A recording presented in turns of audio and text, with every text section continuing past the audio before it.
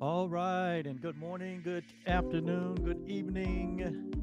Today is today among all days. It's the only one that we know, and so we shall rejoice and be glad in this glorious day.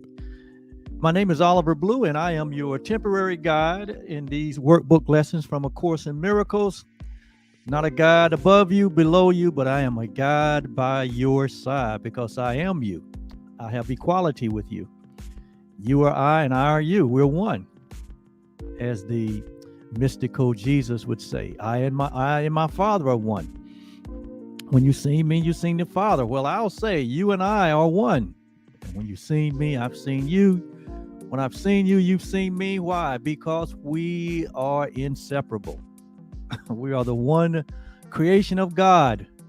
Many expressions, but we are the one self that we share. Thank you so much for being here this morning. I greet you in the name of Truly Foundation, a nonprofit organization which is in the what?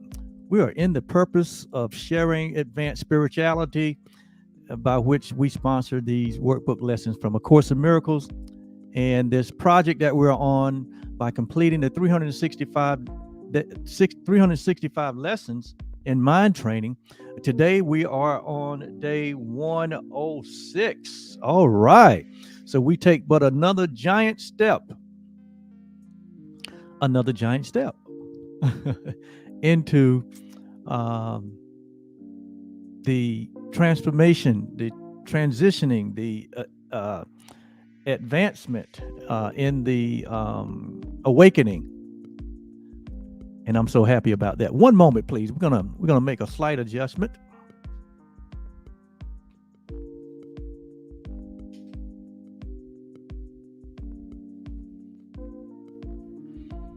All right, get a little bit more light there. Hey, listen, it ain't nothing like the light. The light just continue to illuminate. It makes things more clear. There's more clarity. There's more certainty. There's more confidence. There's more peace where there's more light. And we are the light of the world. Well, this morning I want to start out by saying I'm just going to read from a passage here out of A Course in Miracles under the text, chapter 2, under the title, The Separation and the Atonement, on page 28. And it's in italicized word. In italicized words. And I think this kind of set the stage for my purpose for being here. And it goes like this. It says, I am here only to be truly helpful. I am only here to be truly helpful. I am here to represent him who sent me. I do not have to worry about what to say or what to do, because he who sent me will direct me. I am content to be wherever he wishes, knowing he goes there with me. I will be healed as I let him teach me to heal. So in this exercise today, and in every exercise that I teach, every exercise that I share commentary on out of the course, I know that I'm here only to be truly helpful. I know sometimes I can be comical. I know sometimes I can be emphatic about some things. I know sometimes, I interject, my experiences, but none of these are ever shared to offend or to not be respectful. The only thing that I'm concerned about here in these commentary is to be helpful. And the only way I know to be helpful is what? To honor the truth, to honor the light, to honor these lessons that we're going through. And so I know that he that sent me, I consider myself a teacher of God, just like I consider every being a teacher of God. I consider everyone to be sent by God. You wouldn't be here if you wasn't sent by God. In the sense that if you wasn't a part of God. I understand from Jesus's wisdom that God has called all of us, but few have chosen to hear the call or to respond to the call. And what is the call? To be the light of the world. As simple as that. All of us have been called to serve each other, to serve the family of God. Regardless of what status you have in life, the call is still there. And it's without repentance, meaning it won't be recalled. There are no recalls on the call. You are called to be in the light of the world. You have called to perform your function as as happiness. You've been called to perform your function or your purpose as salvation.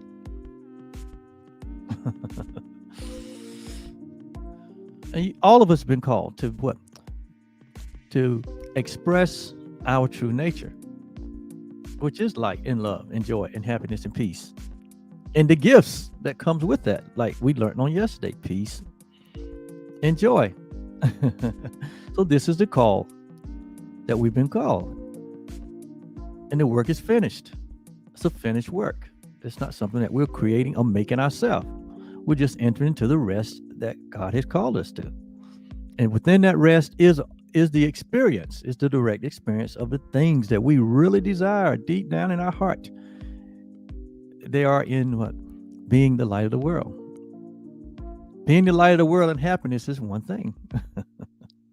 It's one and the same. Fulfilling your purpose in life and happiness is one and the same. Being the best version of yourself and being the light of the world is one and the same. Being the express image of your Father and your happiness is one and the same. And so I'm here to represent the one family, the one life that we share. I do not have to worry about what to say or what to do. Why? It's already been said and it's already been done. We're here just to enjoy the ride. We don't have to reinvent the wheel. Who and what we are and why we are and where we are and when we are, it's already been established. It's a finished work. We are in the fullness of time, in the moment that you're in right now.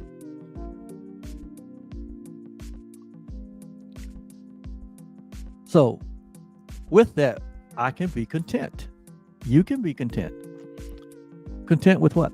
Being the fulfillment of what you are. Not trying to reinvent or make something that you're not, but just being content and fulfilled with what you are, which is everything. There's nothing missing and nothing broken in me or in you or anyone. And when we come to understand that, we come to have the direct experience of what it means to be true happiness. Knowing that we share this one life, this one love, this one being, this one self. We're not separate from God. We're not separate from anything. We are everything, and all things are ours. In the knowing of this, so it's in the knowledge. It is in the knowledge of this truth that we experience who we are. And therein we can be we can be content. And so we experience our wholeness, our holiness, our completeness. In other words, we are healed and whole and complete. So it says we are healed or will be healed as we allow this shared self that we are, this reality, to teach us to heal. To heal what? To heal others. And healing of others is Again, a part of the call, or that healing comes through salvation. Salvation comes through the knowing of what? That all humanity have a promise and an oath from God that what all of us will eventually wake up to the truth of who we are and come home to our eternal self. So that's a little prelude to get into our lesson today. And now we can jump right into workbook lesson 106, I believe. Yes, 106 today. 106. Today's idea is let me be still and listen to the truth. So today we're going to be talking about stillness and listening and what we're listening to. So today we welcome the idea of being still. Father, we welcome the idea of what? Of listening, but listening specifically to the truth that is true always. And what is the truth that is true always? I and my Father are one. That is the truth that is true always, that God and his creation share the same being. We have equality. Our nature is love. Our experience of that is what we call love. So God and love are synonymous. And that we are the lovely creations of God, eternal beings. We are the reality, the holy home of God. We are all that and so much more. We are the glory of God. And so if we will lay aside the ego's voice, well, see, we got to deal with something before stillness and listening. There's a little prerequisite. We got to lay aside. There's something we must do in order to be still and listen. We have to lay aside the ego's voice. What is the ego's voice? Well, the Course here says the ego is what speaks loudest and it speaks first. So in every scenario, the ego speaks loud and speaks first. And then we got to say, well, what is the ego? What is the ego? Just like, what is the devil?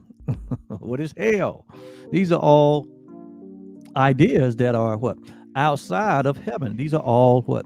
Vain imaginings. These are all what? These are all illusions. These are all what? These are all fantasies. These are things that we make up within a dream of separation. Death, sin, fear, hell, devils, demons, and ego. But from a Course perspective, which comes from a psychological perspective, because what? We are dealing with what? Transforming the mind. And the mind is a psychological mechanism. And so the Course uses the term ego verse to represent all that which is outside of God, all that which is in darkness. It categorizes all of that as an ego or an ego system or way of thinking. Okay, so the ego is not something that is real in and of itself. The ego is not something that is real, but it's just a way for us to communicate, and a way for us to what? To be aware of what we are not. In many cases, we don't know who we are until we know who we're not. And so ego is just a way of packaging it up using the term ego. You call it spoon. This is what spoon is. But it doesn't matter what we call it. See, we get caught up in the words. The ego, that which is not outside of God, wants you to get caught up in words, wants you to get tripped over in words. And so we can get to the point where we can only accept our own words. So we can only accept our own self. We can't accept others or their words or their point of view. Why? Because we are so hell-bent on being right, being correct. To the point we'd rather be what? Correct and happy. But that's not the way love is. Love what? Embraces all things. Love embraces all things, trusts all things, allows all things. But eventually what? Love transcends all things that is not of love.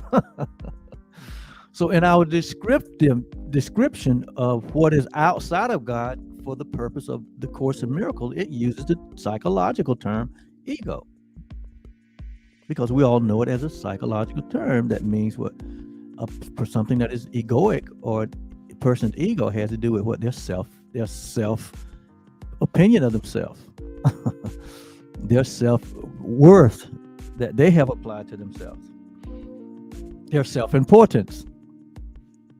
Okay, so before we can enter into stillness and listening in a real effective way, only to be able to focus in on the truth, he said we have to lay aside what, the ego's voice. The ego's voice is that critical voice, that self-defeating voice, that voice that tells us that we are not what we are. So any type of communication that you hear inwardly or outwardly that does not equate you with the Creator itself, it's an ego voice trying to what, tempt you to what, see yourself in a different or lesser light. Don't care who it comes from, what form it is in, it doesn't matter. It does not matter. What, the only thing that matters is the truth, and the truth is you and your Father are one. The truth is you and God share the same self, and all of us. There is no separation. We're all one. That is the message of God. That's the message that Jesus came to share, the fatherhood of God and what, the brotherhood of man. Very simple. Love the Lord your God with all your heart, your mind, your soul, your strength, and then love your neighbor as yourself. This is the law completely. And so if that be the case, the reason we love God and love each other, because what, we all are the one shared being. We share the same source. So a house divided can't stand. So we're not divided. We are what, united in oneness. That's our true nature. That is what is unchangeable. Now we can go and ignore that and try to make another truth. And that's what we basically do until we come to ourselves and come back home to the truth of our oneness. So for the purpose, again, as you'll see as we go through these training, the word ego is used. And it only refers to what, the self that we made. That's what it is. The false self. That's what it talks about. And you can identify easily why, because it's always trying to convince you that you're what you're not. It always tries to convince you that you're something that you're not. It always tries to put you in a box, put you in limitation, put you in fear, put you in what? Anxiety, put you in what? In a place of uncertainty. It always wants to pull you back into the past. Talk about your hurts, your pain. Talk about your lacks. Talk about your feelings, your emotions. Talk about everything that is negative. That comes from that's the voice of the ego, who's trying to convince you. It's called temptation, to accept an identity that you're not. Does this make sense? It makes sense to me. Okay. So all this is just for the purpose of being helpful. Remember, we're only here to be helpful. We're only here because we made a decision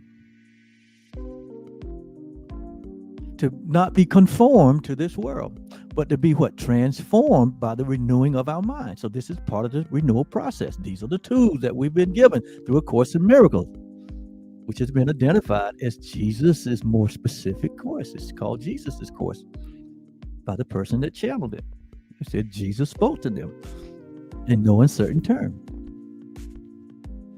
And they just they were just the dictator of what God brought to us. And all this was given to us to help us to come to an understanding, because we keep going sideways. There's other path, there's other material, there's other books, there are other things that God has spoken, continue to speak through humanity to bring us into what? Clarity. Bring clarity and simplicity to this thing called life and who we are. Life does not begin where there's no identification. When there's not a knowing of the self, we're not really living. And the ego would have us, or that which is darkness would have us to be searching in places where we're not. So it created a whole world, and for us to get lost in the world and in the world system of thinking called the ego thought system. So we're here to release ourselves, to lay aside the ego's voice. It's what it says. The first step to listening, The first step to stillness and the first step to hearing truth is what? Lay aside the ego's voice. So we have to be able to identify what that is. So the ego voice, again, is only that voice or that speaks for the system of separation that we have been highly trained in. We have been highly trained in listening to that voice. It speaks all the time. And generally it speaks loud and first. But the characteristic of the voice that speaks for God, which is within us, is still and is quiet. It's a still, small voice. It's a quiet voice. We call it the voice of the Spirit or the voice of the Holy Spirit. These are, traditional ways of describing it. The Course talks about it being what? Our internal teacher. And it's not something separate from us. It's not a voice that is separate from us. It's our own voice. It coming from where? It coming from our true self. It's coming from that one self that we share. But we have to get quiet from the noise of the world. We have to get quiet from all the wrangling. We have to get quiet from all of this, activity and events in the world. We have to what? Allow our emotions and our sensations to what? Subside. Before we can what? Really concentrate on this voice that speaks for God, that speaks the truth.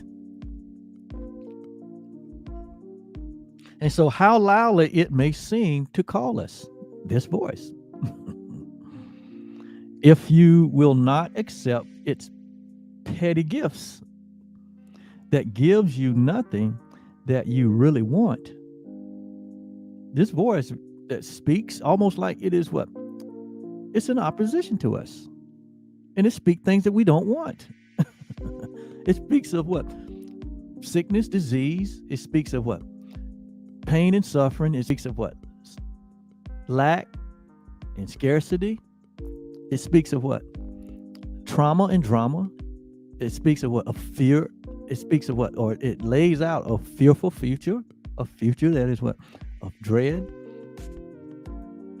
It's antithetical to what we desire. It's anti-reality. It's anti-truth. And it doesn't lead to happiness. Even though it promises that, it doesn't lead to peace. It doesn't lead to joy, even though it may promise that. It doesn't lead to it. Wow, we've all what? Gone prodigal. It's the voice that leads us away from home. It's a voice that sends us on a prodigal journey. It's the voice that would have us to hold grievances against our brother. It's the voice for us that would have us judge ourselves. It's the voice that calls us sinners and deserving of punishment. It's the voice of guilt. That's the ego's voice, and we have to lay it aside and be still before we can really listen to the voice that speaks for truth. And so this is a discipline and a training that we need to go through. It says, if you would listen with an open mind that has not told you what salvation is, okay? An open mind that has not told you what true salvation is. It says, then you will hear the mighty voice of truth, quiet in power, strong in stillness, and completely certain in its messages. Okay, so this opening paragraph really sets the stage for how we should allow to be open. Like we said earlier, love, it's a quality of love. A love allows all things. And so we have to allow ourselves to be still. We have to do it. It doesn't just happen. We have to make a decision to be still and listen to the truth. Not only to be still, but we have to be willing to listen to what the truth is saying.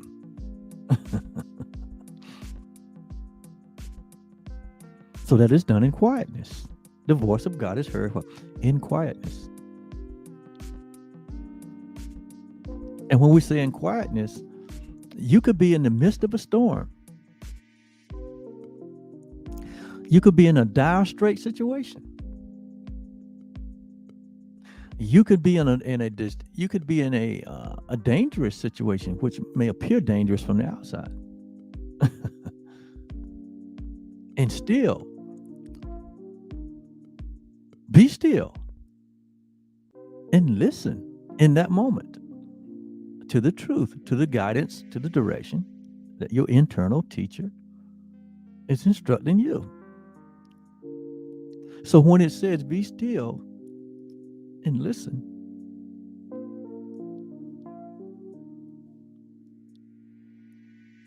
it basically means turn and focus in on your inner, your real self.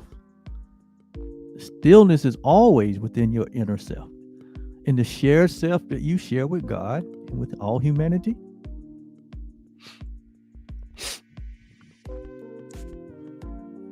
it's always available. And it can be assessed in the midst of the most noisy, dangerous, unusual circumstance, situation, and condition. Doesn't matter where you are. God is everywhere present. Who you are is everywhere present. Infinite knowledge, infinite intelligence is available to you everywhere you think you are. Everywhere that you think you are, that self is there. The peace, the joy, the infinite intelligence is there. The wisdom is there. The help is there. Remember what we said. Remember what we said when we went through the intro. I am content, see, to be wherever. And contentment can only come through the knowing of the truth. He said, I am content to be wherever he wishes, knowing that he goes with me, not as a separate being, but as me. Because see, this is kind of written in a dualistic form. Why? Because that's what we believe where we are. We brought this belief to the beginning of this training that we're separate from our Creator. So it's written from a dualistic standpoint, even though duality is just an experience. But in reality, there is no two. There's only the one. There is no I and the Father. There's only I am. Because you ain't got a one. So in reality, it's just the I am. But for the purposes of this progressive training that we're in, there's the idea that, God is an entity. And we are entity. And we share it as two separate entities, but that is not reality. Reality, there is only the one entity. There's only the one self. So in reality, when it says, I am content to be wherever he wishes, there's really not a choice in that. Because you and God are the same. So wherever you are, that's where God is. It says, knowing that we're one, basically, we can say it that way. Knowing that we are the one self. And we go together. We go as one. And we are healed. And he's teaching, and I'm being taught to heal. So, there is a section in the workbook that really gets into a detailed description of the idea of what ego represents. And I wanted to kind of visit that in this lesson, since it is so important that we understand when we use the term, or you hear me speak the word ego, or when you read in the course ego, that you don't begin to conjure up that the ego is something that is real, number one, and that it is something that is a substitute for a devil, and it's not. It is just a false idea. And I want to make sure that we have clarity around that topic, because it's used so much in this book as to contrast what we are, or to help explain what we're not, to help give us an understanding. So let me see if I can't find it. I think this is a good place to introduce it. The teaching, because, and it may not be in this section. Let me go to the clarification of terms section, which is further the next section in the book. So let me go to the clarification of terms. No, here it is. It is in the workbooks for students section, and it's on page 467. And it is just a section specifically on what is the ego, as if it is something. In reality, it is nothing. But let's see what it says. It says the ego is idolatry. Okay, it's idolatry or idol worship. And we know that an idol is nothing. We all have that understanding. An idol is something that man makes up himself and worships it. That's what idolatry is. Or anything that gives its credence or allegiance to that which it is not. God created us in his image and his likeness, and that's it. That is changeless. But when we go and try to make or remake ourselves into a different image, that is idolatry. That's what it is. Simple. It's not like some grand sin that changes something. No, it's just it's just another nothingness that we make up, like in dreams or fantasies or illusions and wild imaginings. It's just what we do, what we have done from the beginning of time and space.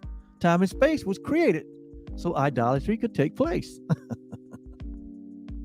You say, what do you mean, Oliver? Okay, but we're going to stick in this subject. We'll talk about that one later. It says the ego is idolatry, or idolatry is egoic. Ego basically has to do with this false self that we make. It's the sign of limited and separate. It's the sign of limited and separate self. So it's the sign of a limited and a separate self that we make. When we try to make of ourselves something limited or separate, it's idolatry. It is egoic. So when the Course talks about the ego, it's talking about this self-made self that we've created. It says it's born in a body. Notice now, it's ego self. It's born in a body. So this is what it makes of itself. So that means that all humanity has the ability, because we're born in a body, to enter into idolatry or egotistical way of thinking or being. Okay, so it didn't say anything. It's born in a body. It says doomed to suffer and to end its life in death. That's idolatry.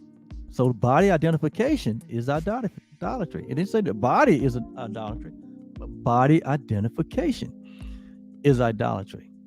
Well, we identify that as ourselves, as who we are, doomed to suffer and to end its life in death.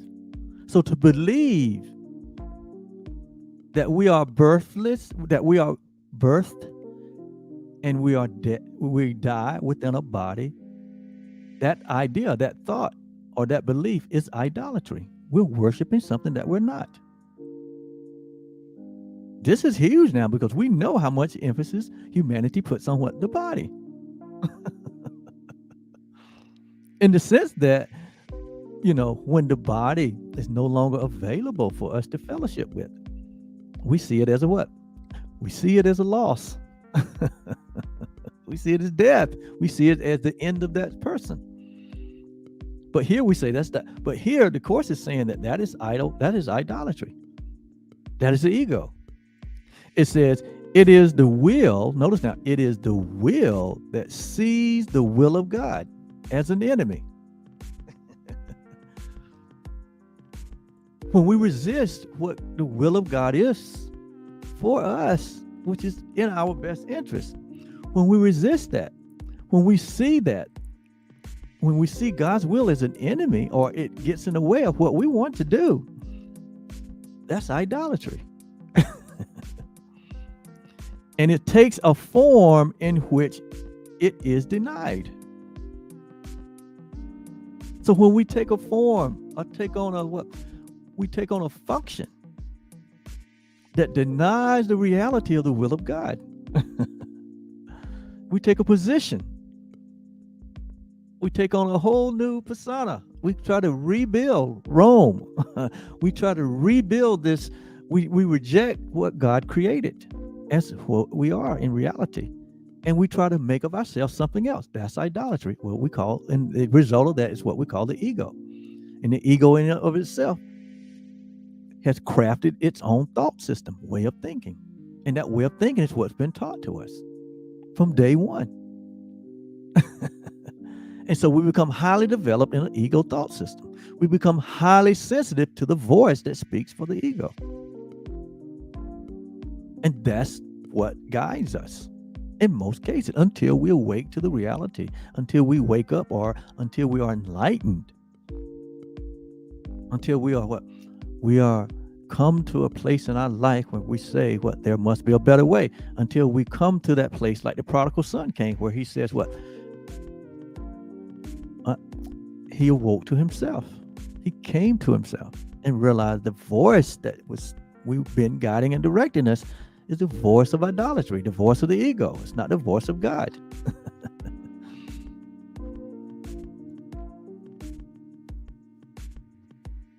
And so it says the ego is the proof, or the idea of separation, the idea of this separate self that we make. The self that we make of ourselves. It says the ego is the proof that strength is weak and love is fearful. It's the proof that what? Strength is weak and love is fearful. And we know that both of this is opposite to reality. It says life is really death. See, this is totally opposite to what is true. And what opposes God alone is true. So everything that is in opposition to love is egoic or idolatry. And you might say, all of us are guilty of that. And I would say, yes. And when I say guilty, I'm not talking about guilty like we think of guilty or sinning and guilt. I'm saying all of us. Or I'm not talking about guilt in terms of what there's a punishment for what we've done. What I'm saying is all of us have participated in the idea of idolatry. All of us have participated in what? The ego's thought system of separation. All of us have participated in trying to make something other than what we are.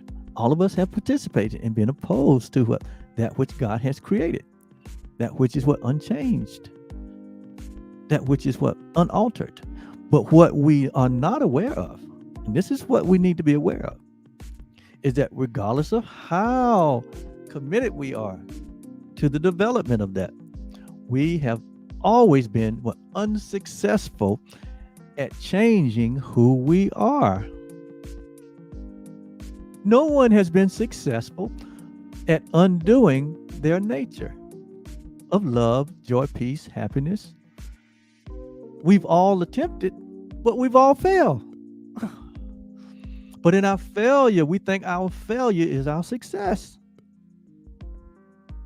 Because we're having the experience of this separate self, this ego self, this self that is antithetical to the reality of who we are. And so it's nothing to be guilty about. We've all done that in most cases, well, unknowingly. We've all done it. Why? Because we've been conditioned by the world to think that this is the truth, but it's not. And so here we are now in April 2022, going through what mind reversal, mind training program, one whole year where we're focused in on what undoing the ego thought system that we've been highly trained in, and what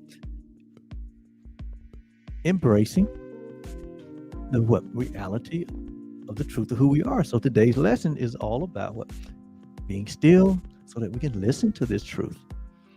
So it's a training, it's a discipline. And so it says the ego is insane. So the whole idea of idolatry is insanity. It says in fear it stands beyond the everywhere. Notice now, it says in fear it stands beyond the everywhere. And what does it mean when it says the everywhere? The reality of the everywhere, or the all, or the I am, is reality. So it stands beyond reality. So what is beyond reality? There's nothing. It's unreality. It says in fear it stands. And notice now, it has to be a fearful idea.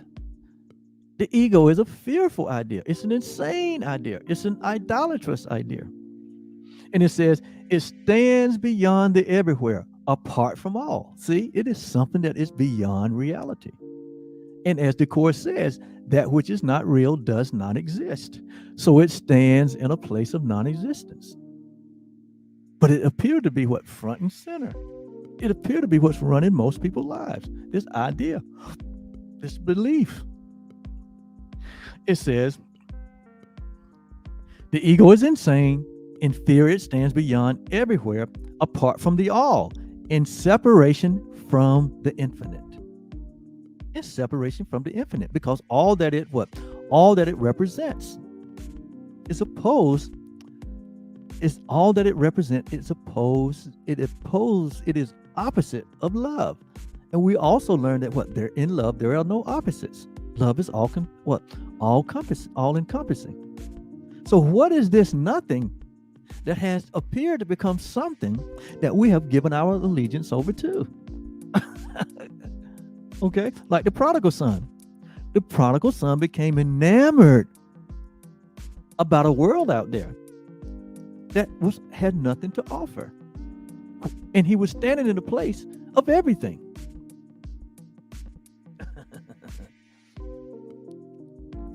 It's like the metaphor or the symbolism of Adam and Eve. Adam and Eve, from a place of everything and everywhere, and from a place of allness. Some way, somehow, the idea came to them that God was holding something back from them. That's why the voice they heard said, what? Have God not said? As though God was what? Holding something back. If you would entertain this, you would be like God. Well, they were already like God. It was already God's. But the lie came that what? God had held something back from them. You would be like God, knowing what both good and evil. And that was a lie. God knows no evil. God is light. In him there is no darkness. So they were what? Tempted or enticed by the lie. And that enticement caused them to fall into a dream of separation. And that's what's been passed down to all humanity. So we all are born into participation of that, in a sense, in the dream. So everybody that is born, B-O-D-Y, everybody is born within a dream of separation. And that body in and of itself is not real. It's not eternal. So it's not real. It's outside. So this whole drama, this whole experience that we have within the dream of separation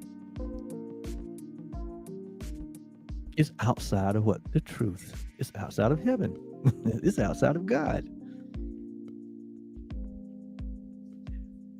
And it's completely our responsibility. Give me 1 second. I'm going to put it on pause for a second.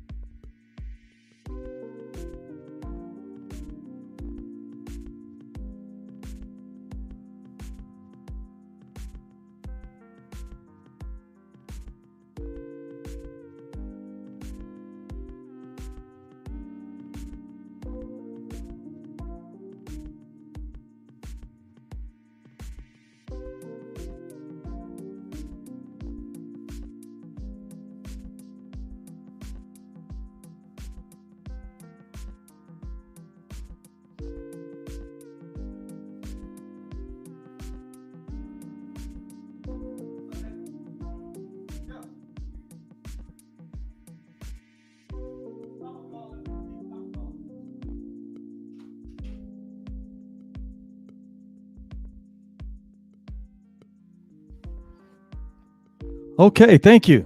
Sorry about that. All right. Where was I?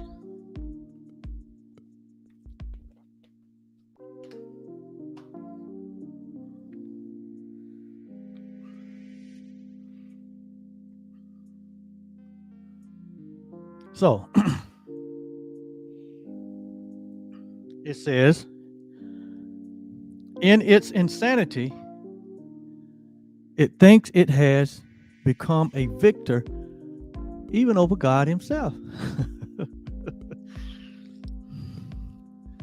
The insane idea that love can be defeated or God can be defeated is the extent to which darkness would pervade or would obscure our reality. It will go to, there's no depth it won't go to. There's no lie it won't tell. There's no level of destruction it won't enter into in order to convince it, that convince itself or its followers that what? That even God is defeated. Love is not real. Heaven is not real. Nothing is real. God's promises are not real. God's word is no good. Love word is no good. So there's no extent in which it will go to. This thought system that is taught to us, and it says, as in its terrible autonomy. Autonomy means what? Autocratic. It's autocratic state. It sees the will of God has been destroyed. It dreams of punishment and trembles at the figures in its dreams. Its enemies, who seem to murder it before it can ensure its safety by attacking them. So the whole idea of the ego is a thought system that is based completely on fear to the point that it will attack anything in its sight. That's why it attacks the thought system. That's why its thought system attacks its what? Attacks its believers, as you might say. It attacks its own self. It's a divided idea. It's a separation idea. So nobody's safe. There is no safety in a divided construct. and of divided construct. There is no safety for no one. There's no peace. There's no joy. There's no happiness. And so you see the world that is built on this ego idea, on this idea of idolatry. That's the world that we experience within the dream. That's why we see what we see happening in the dream, in relationships, in an economy. This is why we see what we happen in a social construct, a governmental construct. This is why we see what we see in the entertainment community, the arts, every part of society that is built, even in the religious community, among nations, governments. That's why we see the atrocities that we see. This is why we see people go to the extent of holding a lie, continuing to lie. We see where they're getting the power from. The power is coming from an egotistical, insane idea that humanity is different and separate, to the point where it will kill or be killed. Now you see the system, why the system is the way it is. And until individuals wake up, until in your own individual life, until you wake up to the reality of what's really going on here, what's really running the show, and what you have given your credence to, your allegiance to, until you awake to the reality, we continue to participate in it. That's why it's more important for humanity to wake up than to be saved from a false idea of an eternal fire chamber that might be awaiting them. And so we go out and tell people to get saved so they don't go to hell. That's not what salvation is about. There is no hell to go to other than the one that you experience while you hold allegiance to this ego thought system, while you are alive in the dream, per se, in a body. That is hell. Not knowing is hell. Not knowing the truth is the only hell there is. Not knowing the truth is the only hell that there is. Knowing the truth is the only life that is the only reality that there is. And so we're here, getting to know the truth of who we are. So we can no longer endorse the ego thought system. Remember what we said in the introduction. There's a world of reality and a world of unreality. The world of reality has its thought system, the thoughts of God, the thoughts of love. The world of unreality is the world of the ego, the world of perception, of interpretation, based on separation and lack and fear. And it has its thought system. That's what the Course calls the world. That's what we've been trained by, that system. To be separate from each other, to be afraid of each other, to be divided from one another, to see each other as enemies, to judge each other by race and by nationality and by gender and by how we love and who we love and who our political views are. All this is a design of the system to keep you as miserable as you can be and in darkness. But the light has come. The light has come. And so the Son of God, or who you really are, who we really are, we are ego-less. So we are here going through this process to undo the thought system of the ego, to undo it. To undo it. That's what renewing the mind is. It's the undoing of the ego thought system.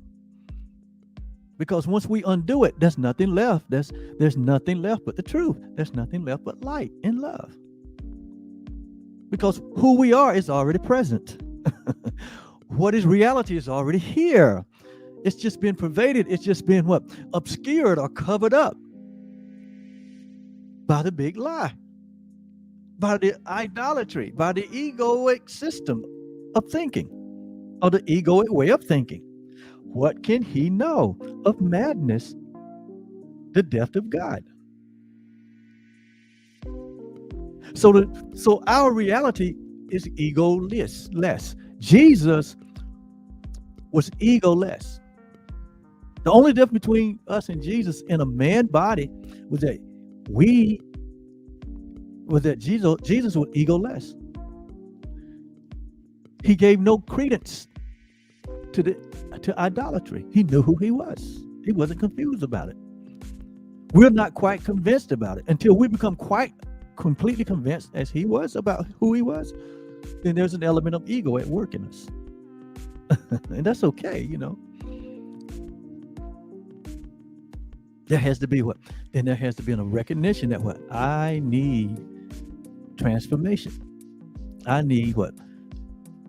I need to go through the process of purification, which is what we're doing. But in all of this, there is no judgment. In all of this, God is not judging us at all because he knows what? He's not even aware of darkness. In him, there is no darkness. So God is not in the dream. He's outside of the dream. And when we wake up, we realize what? We've always been what? Outside of the dream.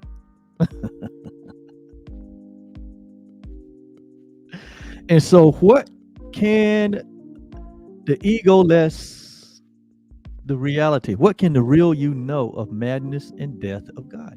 Nothing. Which he abides in him. It says, what can you know of sorrow and of suffering when he lives in eternal joy? What can you know of fear and punishment, or sin and guilt, of hatred, of attack, when all there is surrounding you is everlasting peace, forever conflict-free and undisturbed, in deepest silence and tranquility?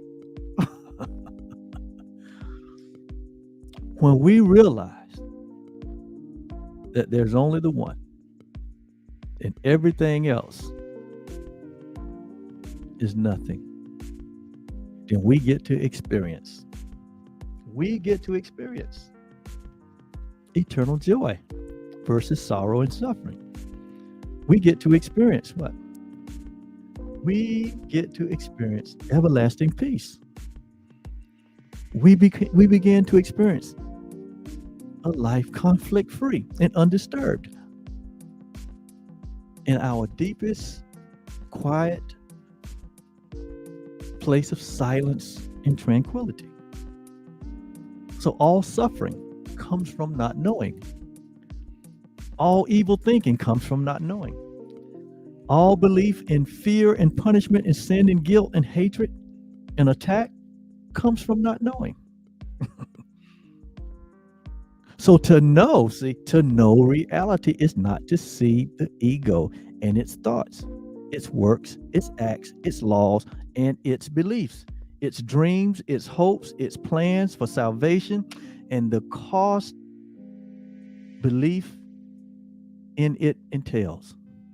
In suffering, the price for faith in it is so immense that crucifixion of our reality is offered daily, at its darkest shrine.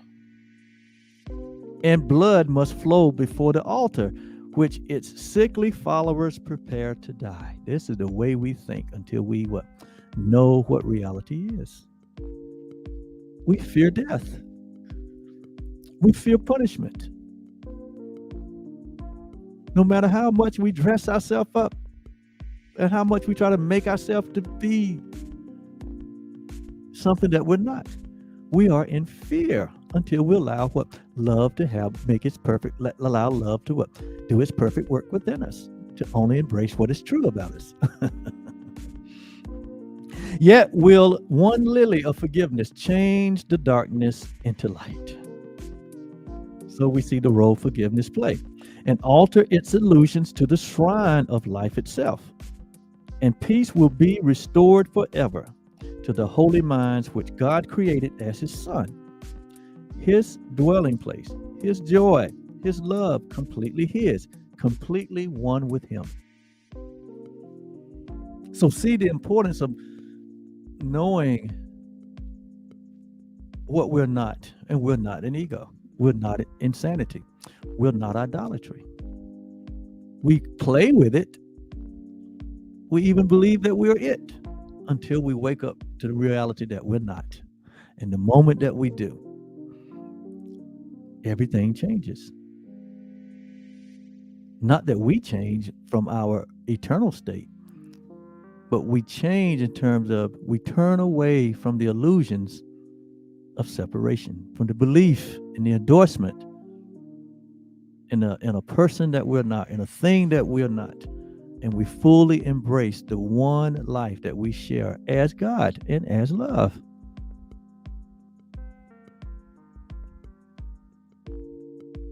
I'm going to stop right there.